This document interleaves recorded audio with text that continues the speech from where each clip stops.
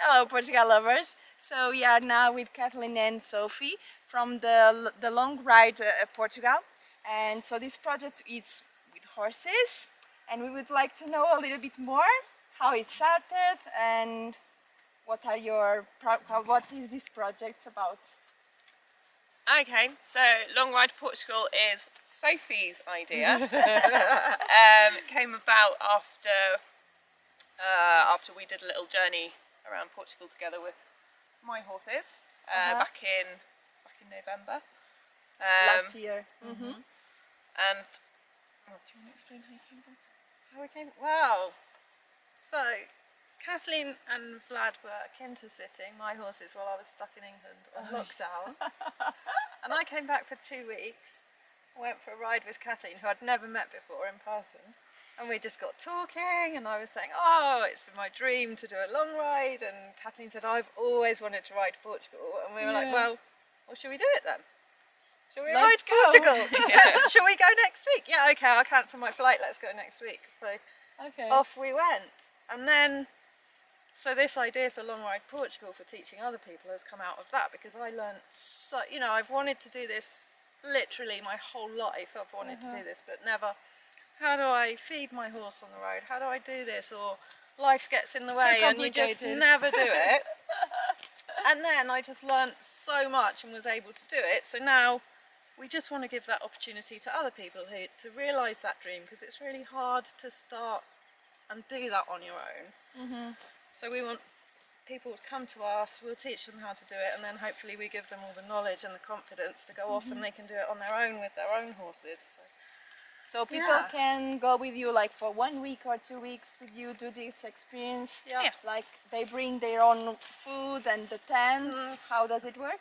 We're going to supply a lot of the equipment, because it's going to have to fit in saddle bags that will fit on the horses. But we'll teach them what to pack, what do you need to travel with a horse, how many kilometres can you do in a day, what do you do with your horses at night, how do you feed them, how do you look after them on the road, just all the things that people want to know the answer to. And I've learned all of it the hard way, so I spent years trying and failing and had all the wrong equipment and did everything wrong, so I know how not to do it, and then eventually I've worked out how to do it easily, well, safely, and what works for humans and horses.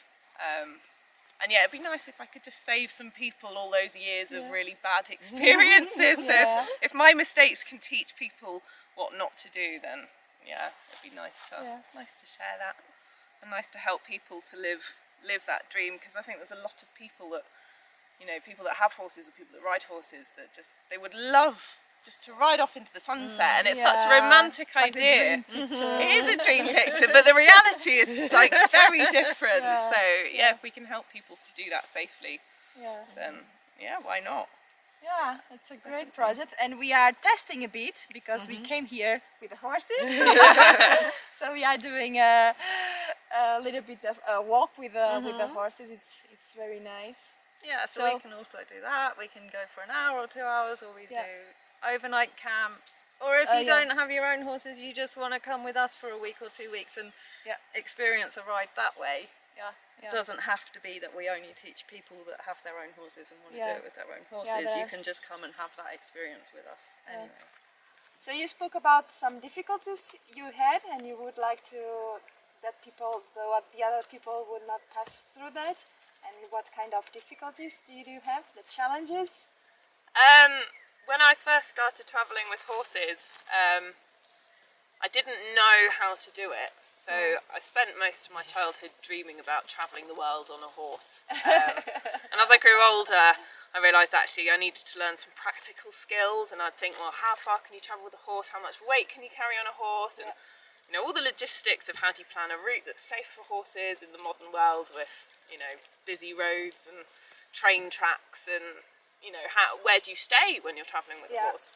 Where do you find somewhere to sleep at night? Where do you find water for the horses? Where do you find water? What about food? Like all these questions, and I spent years looking on the Long Riders Guild website.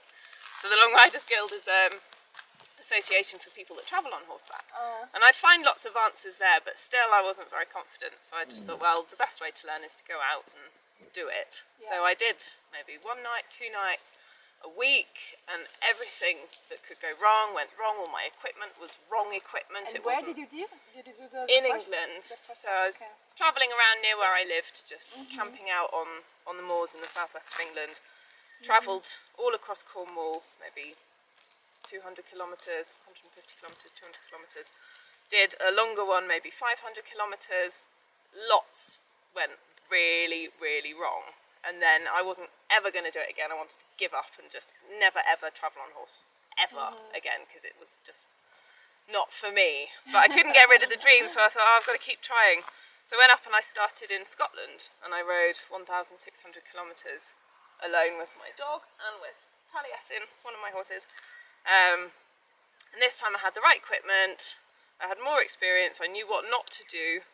So successfully travelled 1,600 kilometres. And then 8 months later I met my partner Vlad, and we rode from Cornwall all across England and Wales, and then hopped over the sea and rode all around Ireland, where we found the little mule that was here a minute ago. And that was a successful journey as well. So I'd made all the mistakes that I needed to make.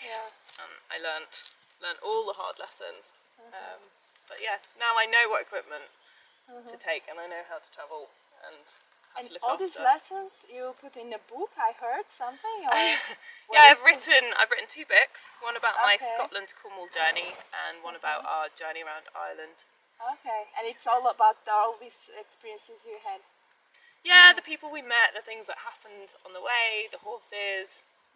Yeah, lots of very honest accounts of what it's like to travel. Great, we need to Okay, that's great. Yeah, we are enjoying a lot this travel we are doing with you too. It's the best way to travel with horses. Yes, for sure. You get to look at the countryside, and you meet the best in people if you have a horse. They're like a key to a door. People just say, oh, what are you doing? Where are you going? Talk to me, tell me. And you make friends too. You make a lot of friends. Yeah. Okay, so if you want to know more information about this project, we will leave the link below to find further information. See you on the road.